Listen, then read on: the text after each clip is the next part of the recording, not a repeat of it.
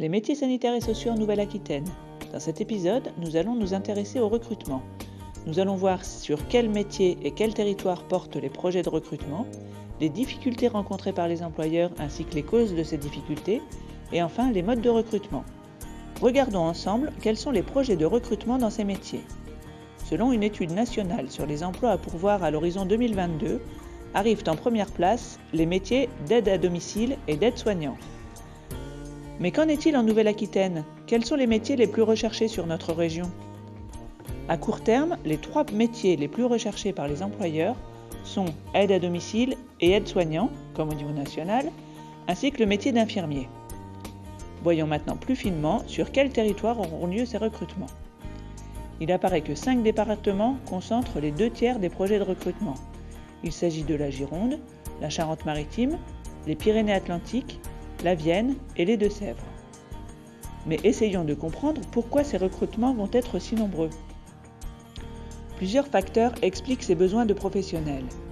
Le vieillissement de la population, le fait que les aînés soient moins qu'avant pris en charge par leur famille et le développement de la médecine ambulatoire et du maintien à domicile. En parallèle, de nombreux professionnels vont partir à la retraite. Ils vont libérer des postes qui devront être remplacés. Les employeurs qui souhaiteraient recruter sont confrontés à plusieurs difficultés pour embaucher ou maintenir en poste les professionnels. Cela concerne particulièrement les métiers d'aide à domicile, mais essayons de comprendre pourquoi les employeurs sont confrontés à ces difficultés. D'une part, ces métiers ont une image négative qui les rend peu attractifs, car ils concernent les secteurs de la gériatrie et du handicap. Les horaires de travail sont difficilement conciliables avec la vie privée, et beaucoup d'établissements sont situés en milieu rural. D'autre part, les employeurs rencontrent des difficultés à fidéliser leurs salariés qui sont sollicités par des établissements concurrents en recherche de compétences. Pour finir, regardons quels sont les principaux modes de recrutement.